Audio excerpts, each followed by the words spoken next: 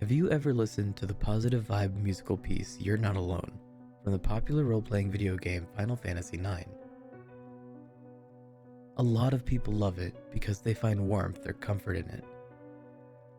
They consider it a reminder of friendship and family, that no matter how isolated one feels, all one has to do is realize that his or her actions affect others' feelings, and potentially the directions of their lives.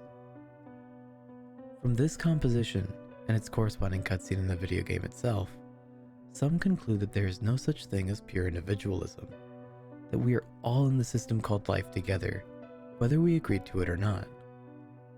At first glance, that's quite heartwarming, until you think about the matter some more.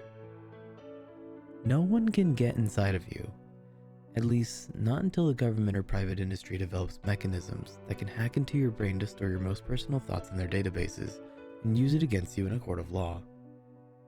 Or at least provoke you into purchasing all sorts of expensive luxuries that you don't need. And to be honest, these control schemes already exist and are used against you right now. Just ask the NSA, if they'll disclose it to you. Outside of the potential for such technology-induced mind control, you truly are isolated.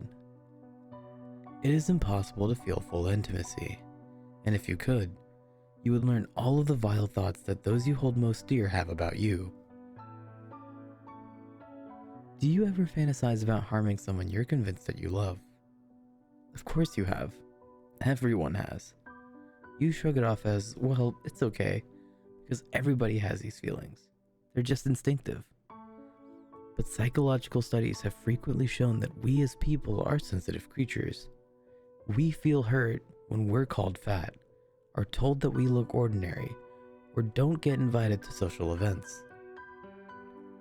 But what if you learned your mother or father's innermost thoughts? What if you could hear your mother's innermost voice saying, perhaps daily, I was getting by all right, then I got knocked up with kids.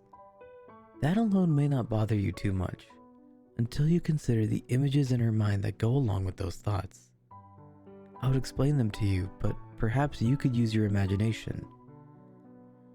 Just be glad I'm not as cruel as your mother. Whatever you do, just remember, while your dog sleeps in your lap, while you're making love to your girlfriend, even when you kiss the bride after saying I do, you are ultimately isolated. You are alone.